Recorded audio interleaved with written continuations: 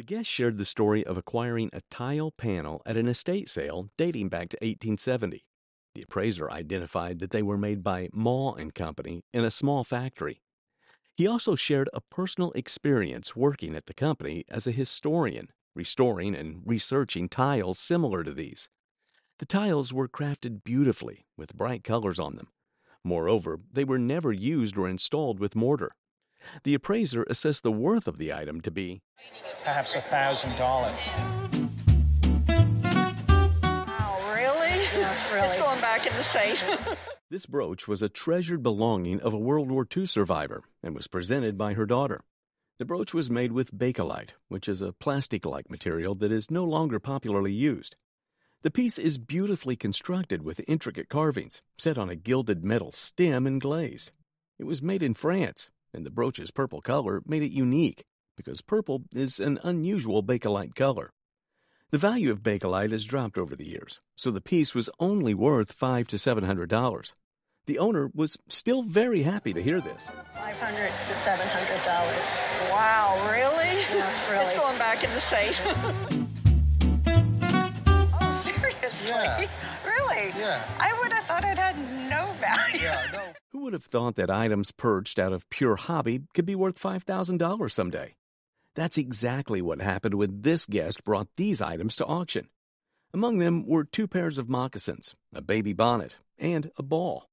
The guest had little knowledge about the history or significance of any of the items, except for the ball. It was a gift from my grandmother. I was born on an Indian reservation in eastern Montana. My family receives one when a child is born. The appraiser identified the bonnet and moccasins as Lakota, likely originating from the Rosebud Reservation. However, the beadwork on these items dates back to the late 19th to early 20th century. These are worth $800 to $1,200. Oh, okay. These are worth $1,400 to $1,600. Oh, very nice. This is probably worth $800 to $1,200. The appraiser expressed appreciation for their worth as cherished family heirlooms. $400 to $600 for this. Oh, seriously? Yeah. Really? Yeah. I would have thought it had no value. Yeah, no. Oh, I knew it was nicely done, but wow. The rattle. Tell me more. Let's unveil the captivating pipe tomahawk and the fascinating rattle. Both are remarkable pieces of tribal art crafted in 1880. Originating from the southern plains, these artifacts belong to the Kiowa tribe, known for their fine heritage and beautiful traditions. The pipe tomahawk at the bottom combines both a weapon and serves as a symbol of peace treaties. Red signifies upper world powers, while darker shades symbolize the lower world. The pipe tomahawk features a steel head and an ash or hickory handle adorned with beaded fringe. The object above is a rattle, featuring beautiful native tanned deerhide fringe. A drum replicates Mother Earth's heartbeat, meant for spiritual and healing power. The American eagle on the rattle symbolizes the highest avian power. These captivating, ancient tribal art pieces are estimated to be valued at $5,500. The pipe tomahawk, I think, would readily realize $4,500. It's very nicely done. Oh, I knew it was nicely done, but wow. This guest brought this Martin Luther King Jr. letter, which she collected from an estate sale. Martin Luther King Jr. was a prominent leader of the American Civil Rights Movement in 1955. What this letter entails was Martin Luther King's take on President Eisenhower and Richard Nixon's regime, and also includes a very bold signature of Martin Luther King and is dated 1958. An interesting and strong passage in the letter extensively discusses Martin Luther King's distasteful view of President Eisenhower's policies concerning America's civil rights, while he talks about the impressive nature of President Nixon before he concludes that if President Nixon is not sincere, he is the most dangerous man in America. The appraisal cited how powerful the content of the letter is, and it valued around $10,000. The guest arrived with the diamond and emerald conversion ring. Survivors of the Titanic, her great-great-aunt Annie and Charlotte Cardezza, were on Lifeboat 19.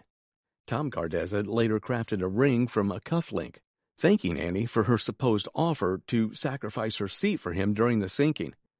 The ring has a beautiful emerald-cut emerald in the center. Transitional cut diamonds encircle the emerald. The band is constructed of yellow gold and platinum. It has written "Saved from the Titanic" and included the date April 15, 1912. At auction today, it would be expected to bring somewhere in the $6,000 to $8,000 range. Wow. All right. She brought a piece of the antenna from John Glenn's space capsule, acquired by their grandfather, Captain John D. Exum, who commanded the ship Noah that picked Glenn up after his historic orbital flight in 1962. The ship's crew engaged in a friendly competition to retrieve Glenn and the capsule as quickly as possible, earning Captain Exum a piece of the antenna as a thank you gift. The item comes with a recognition proclamation acknowledging Captain Exum's role in the mission. A photograph featuring Captain Exum and John Glenn further complements the historical significance of the piece. As the first manned orbital flight for the United States, artifacts from this mission hold immense value. The appraiser suggests a value of $30,000 to $50,000. Oh, my goodness. And if you're going to insure it, I would probably put an insurance value more than that, maybe at $60,000 or so.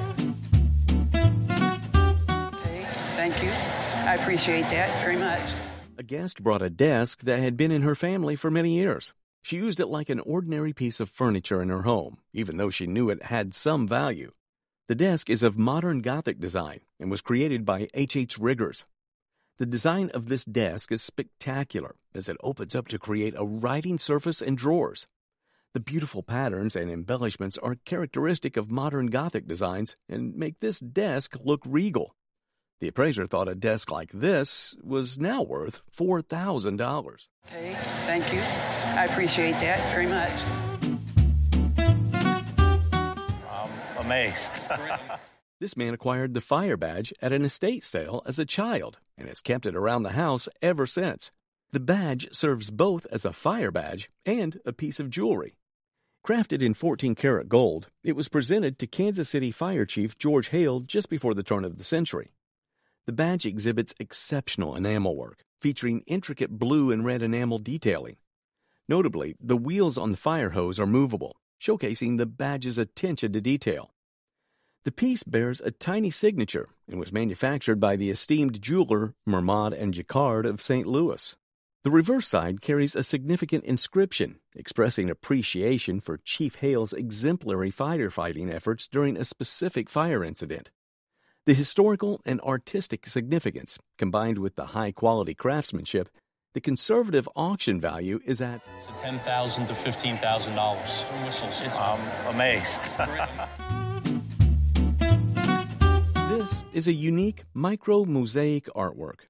The guest inherited the micro-mosaic from Grandmother was an antique dealer, and it used to be in her home. As long as I can remember growing up, it was in our home. This fascinating piece was created by Moglia, a well-known Italian mosaicist artist.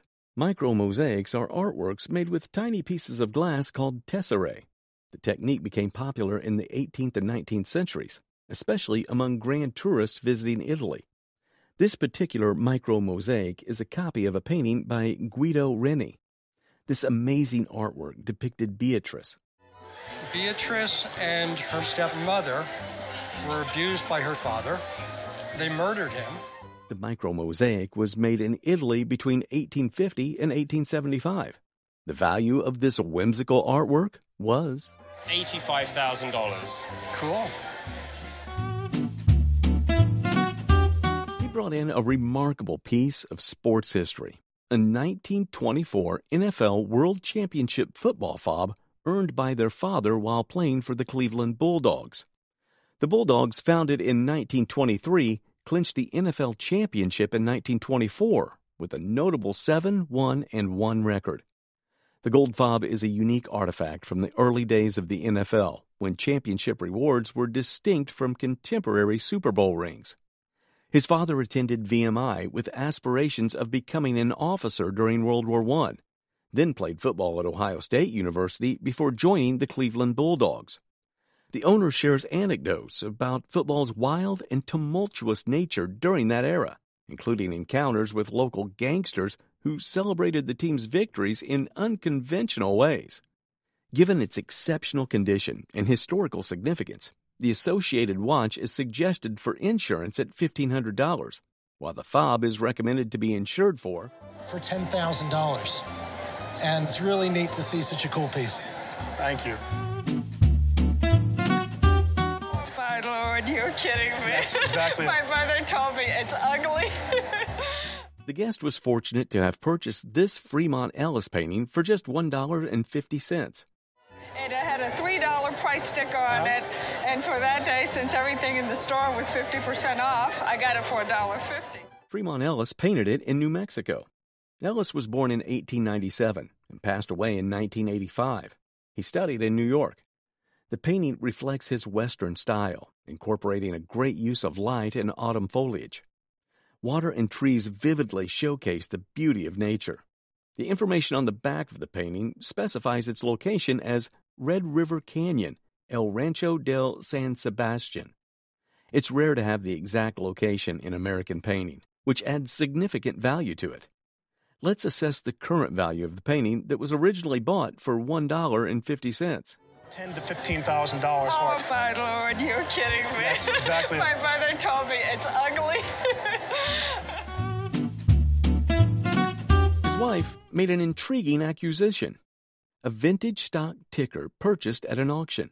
The stock ticker, which dates back to the late 19th century, has a rich history. In the late 1870s, Thomas Edison improved its design. These devices were widely used on the New York Stock Exchange in the 1880s, signifying a pivotal era in financial technology. The item was crafted by the Star Electric Company between 1880 and 1885, and it features impressive graphics and distinctive lettering. Despite a minor missing pin, its overall condition is commendable. Acquired through a winning bid of $1,700 at auction, the estimated retail value, as assessed by the appraiser in consultation with his colleagues, is impressive. $8,000 to $10,000. Wow. Wonderful. The guest arrived with the 1917 Leonard Willicke designed armchairs. She got these from her mother, who acquired them for a decorating project. These chairs were featured in a historical home by Dr. Thomas Bronk, designed by Leonard Willicke, an architect in Detroit. Willicke is known for his comprehensive approach to design, including interiors and landscaping. Made of walnut, the chairs feature a distinctive crest, expanding arms, and a recurring frieze motif, creating an aesthetically pleasing design. The pair appraised for $8,000 to $12,000. For insurance purposes, the value is $20,000. Oh, my God. Oh, that's fantastic. The guest brought in a pistol inherited from his father, which was reportedly a murder weapon. The guest's grandfather, a federal district court judge in Wisconsin during the 1920s, obtained the pistol after presiding over a murder trial. The gun was apparently the murder weapon. He presided over the trial, and the murderer, he was put away. He was found guilty. The pistol is a .38 caliber Hopkins & Allen revolver, manufactured around the 1880s, which is engraved with the scroll work and features a game bird scene panel. It also has ivory grips, and in its original box with instructions in English and Spanish. The appraiser highlights the deluxe quality of the pistol. Another amazing thing of this pistol is having the original box with instructions. The appraiser estimates the value of the pistol and the box to be between $3,000 and $5,000. Oh, my God. Oh, that's fantastic. The guest presented this remarkable tennis memorabilia. He worked as a professional tennis umpire and had a tradition of asking Wimbledon winners to sign the shirt. The shirt contained signatures from Wimbledon's greatest champions, such as Billie Jean King, Rod Laver, John McEnroe, Venus Williams, Martina Navratilova, and many other champions. The appraiser valued the shirt at $1,000 to $1,500 and asked for it to be insured at $3,000. Excellent. Excellent. The guest brought in a gold record awarded to Gene Vincent. The guest received the gold record from their parents. It's a gold record awarded to Gene Vincent by Capitol Records to commemorate selling 1 million copies of his hit song, Bebopalula. He got it from Gene Vincent's mother and father in the 70s. It's a gold record, likely inscribed to Gene Vincent. The appraiser estimates the insurance value of the gold record to be $2,000 to $3,000. I'm really surprised about the prices. These are 3 fantastic pieces of Newcomb pottery, which she inherited from her great-aunt, who studied at Newcomb College. A 4-handled vase with carved flowers from the 1920s by Cynthia Littlejohn. The 4-handled vase has an unusual number of handles, deep carvings, and a color gradient that goes from purple to blue to pink. The transitional piece has a waxy glaze and decoration that covers the entire surface with multiple colors. Decoration on the bottom or the top and then a blank area. This one, the entire surface of this pot is captured with modeling, with carving. This is a hand-thrown pot. A high glazed plate depicting a woman reading to her children is attributed to Sadie Irvine. The Newcomb mark on the back is crossed out, indicating it was intended to be kept by the family. The value of these 3 pieces, estimated by the appraiser, was $1,500 to $2,000 for the 4-handled vase, $2,500 to $3,500 for the transitional piece, and $10,000 to $15,000 for the high glazed plate. All 3 pieces together were from $15,000 to $20,000. Oh my goodness! I'm really surprised about the prices. The guest brought an Ernest Laville glass vase to the show, created by Ernest Laville, a prominent glass artist of the 19th century. It symbolizes the artistic expression of the Art Nouveau movement. It embodies a departure from traditional design norms. It also exhibits meticulous hand craftsmanship and innovative techniques that feature intricate organic motifs inspired by nature. It's a collectible item sought after by art enthusiasts and collectors. The appraiser values it at $8,000 and $10,000. Thank you very much. One look at this, and you wouldn't think it's a mere ribbon cabinet. This is the Cadillac of ribbon cabinets, crafted from... It has a lot of walnut in it. Most of the time, these cabinets are all golden oak, and the fact that it has walnut in it, I think tells you that it was meant to be a top-tier type thing. Thus, we can estimate this cabinet dates back to... And it's sometime from the late 1800s, probably 1880s, 1890s. But how did this rare treasure end up in the possession of our guest? While its current location on the beach might seem unusual, there's surely a fascinating reason behind it. Country collectible enthusiasts would undoubtedly love to get their hands on this piece. As for its insurance value, that remains to be seen. A good insurance value on this would probably be about $3,000. It's a good keepsake. What looks like a boring old covered book might really surprise you. This is the diary of a late World War II prisoner in Barth. It's covered with material from Red Cross packages. These Red Cross packages were delivered to prisoners during World War II for food and other necessities. However, unlike others, this diary isn't just filled with text. It belonged to someone who flew missions on a B-17 bomber. He flew missions out of England. He was a navigator on B-17s. Another turret gunner witnessed the guest father being shot down and described the event. The guest father miraculously survived the crash. The diary expresses gratitude for the silk. For that reason, the diary has 2 values. We've got the monetary value, which at auction would be in about the $2,000 to $3,000 range. However, we have another value with it, and it's historical value. And as far as I'm concerned, its historic value is priceless. How exciting! I had no idea. These glass pieces might look like ancient Egyptian pharaohs' vessels, but actually, they are gold iridescent glass candlesticks made by Tiffany Studios, founded by Louis Comfort Tiffany. They have 2 uses and a Letz vase made by the Austrian company Letz. This actually was made by the Austrian company Lotz. This particular kind of glass was called Astrea. The pieces have been in the guest grandmother's dining room since around 1920. While the Letz vase and candlesticks seem like a matching set, they actually didn't come from the same place. Interestingly, they were both made around the same time.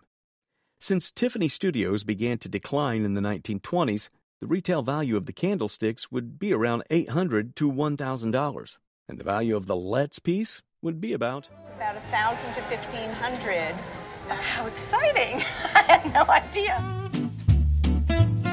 Throughout history, people have taken delight in owning items that carry a rich legacy, and this guest on the show exemplified this sentiment. He possessed artifacts from the Yale Football Association that once belonged to his uncle, John Augustus Hartwell. John Augustus Hartwell, he was a right end for the team. The team was undefeated that year in 1891. These items were from the Yale championship team of 1891. In that remarkable year, amidst the presence of 40,000 spectators, the team achieved victory without a single loss throughout the season. John Augustus Hartwell shared the field with notable players like Walter Pudge Hefflinger, recognized as one of the first professionally paid football players of the era.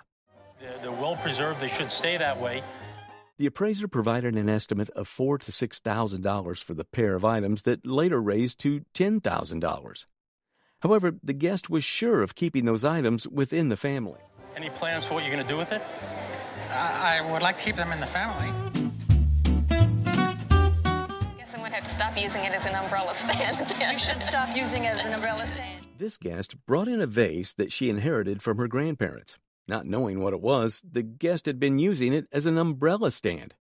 She was surprised to find out that it was a Weller and Roseville woodcraft vase from 1920. The Weller and Roseville Pottery Company was a popular pottery collection in the 19th and 20th centuries. Because the collection is popular, Weller and Roseville woodcraft collectors are very picky. So the hairline break in this piece brought its value down to $1,500 to $2,000. The happy guest pledged to stop using it as an umbrella stand. I guess I'm going to have to stop using it as an umbrella stand. You should stop using it as an umbrella stand. Wow. That's something for a family memento, isn't it? Great. The guest introduces Josie Wade, who worked for her dad's family and helped raise him. Upon Josie's passing, she left all of her belongings, including this carved Texas folk art box, crafted by her father, to the guest's dad, since she had no children of her own. The box showcases intricate carving work, suggesting it was crafted by a skilled artisan. The craftsmanship depicting the Alamo adds historical and cultural significance to the piece, indicating that it's likely relief work from the 1880s or 1890s. Walnut wood used for the box has an even grain, suitable for carving, and is described as immaculate. Remarkably pristine, this box retains its original finish in an authentically captivating state. Given its rarity as a piece of folk art, $3,000 to $5,000. Wow. That's something for a family memento, isn't it? Great. Time may be priceless, but antique clocks can be worth thousands of dollars. This guest recalled watching the Roadshow at home when they stumbled upon a box featured in the Las Vegas episode. Upon recognizing the box, the guest excitedly retrieved a clock from their mantle with the same signature, linking it to Samuel Bing, the founder of the Art Nouveau movement. The appraiser noted the similarity between the guest clock and another one, mentioning that it was made by Alfred Louis Dugas and retailed by Samuel Bing, dated 1902. The guest mentioned taking the clock to a local antique clock dealer, who couldn't repair it, so they added a piece to make it appear functional. Based on its condition, the appraiser estimated the value of the clock to be in the $3,000 to $5,000 range. Despite their initial modest investment, the guest was delighted to learn the clock's true worth. Here we have a beautiful Tiffany silver piece. It's a small wheelbarrow made of mixed metals. The outside of the wheelbarrow is made of copper, while the inside is covered in gilt. This piece was heavily influenced by Japanese culture, and it was made between 1870 and 1880. Even though it's small, the intricate designs on this piece make it one of Tiffany's best collectible works. The appraiser considered it to be worth between $10,000 to $12,000. Wow. Thank you very much. Everything that glitters is not gold, but sometimes it is. This guest brought a gold ring to the auction. Know that it was gold? Yes. The appraiser identified an esoteric mark on the item as de Cobb, noting that he was a sculptor and jeweler from Vienna. You can see the sides have these wonderful sculptural figures. so the ring was from 1965. The appraiser estimated the value of the item to be around $1,500. The guest expressed surprise at the appraised value. Wow. Isn't that great? Yeah. Okay, I don't think we were anywhere in that range. That's incredible. This piece was acquired by the guest grandmother, who was a great aficionado of Picasso in the early 60s. It's signed Picasso, and on the other side of the inscription is the photograph presented to Picasso. He wrote on the back of it, "This sketch," or "This is indeed mine," signed Picasso, and dated it 25th of October, 1963. It's an ink on paper, signed in the upper left, 2nd of March, 1943, Picasso. It's a wonderful example of this period, a quick sketch with African influence and abstraction. Authenticated by the note on the picture, a piece like this is very desirable. However, in today's market, it will sell for Be $100,000 to $150,000. Whoa. Okay, I don't think we were anywhere in that range.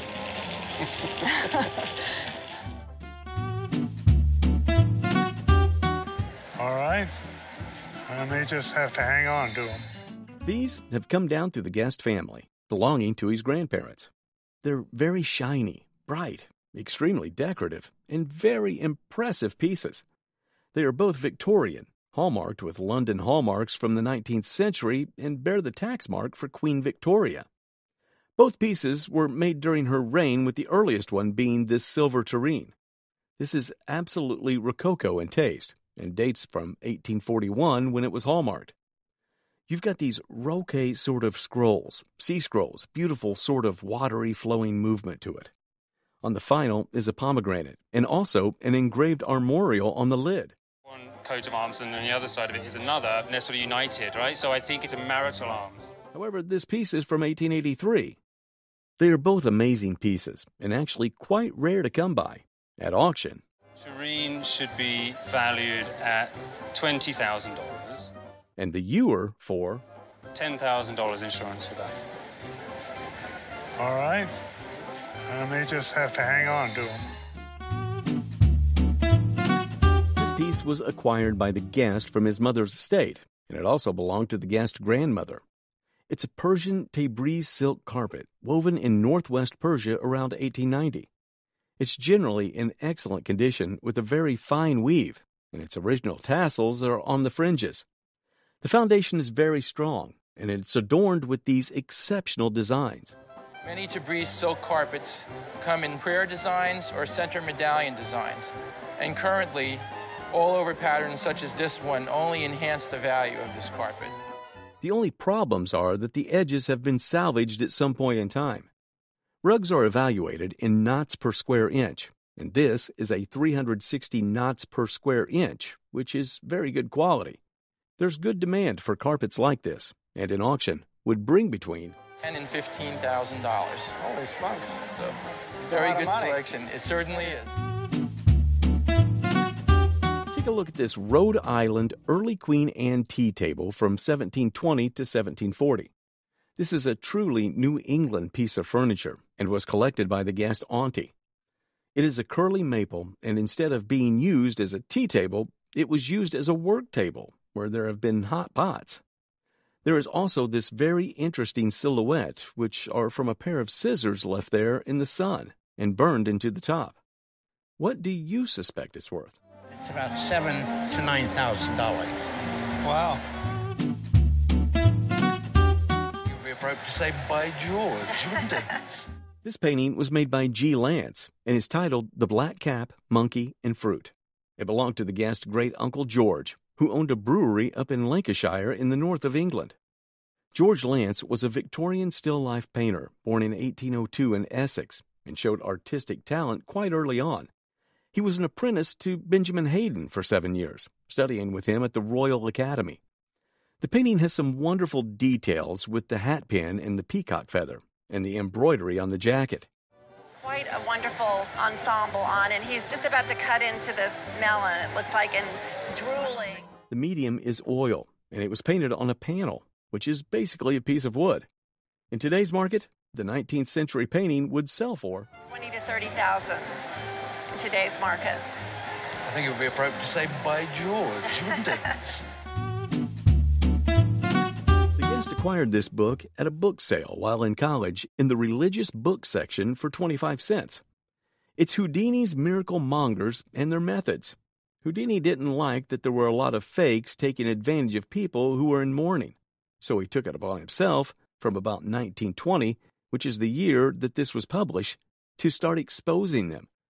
He put out this book, which was debunking a lot of the methods that were used, and the title is A Complete Expose of the Modus Operandi of the fire eaters, heat resistors, poison eaters, venomous reptile defiers, sword swallowers, human ostriches, strongmen, and the like. The first page was inscribed in a bold, clear signature. To W.S. Davis, best wishes from the author, Houdini, January 1921. The book itself is worth several $100s in this condition, but the inscription makes it even more desirable. At auction, it would sell for $2,000 to $3,000. Really? Yeah.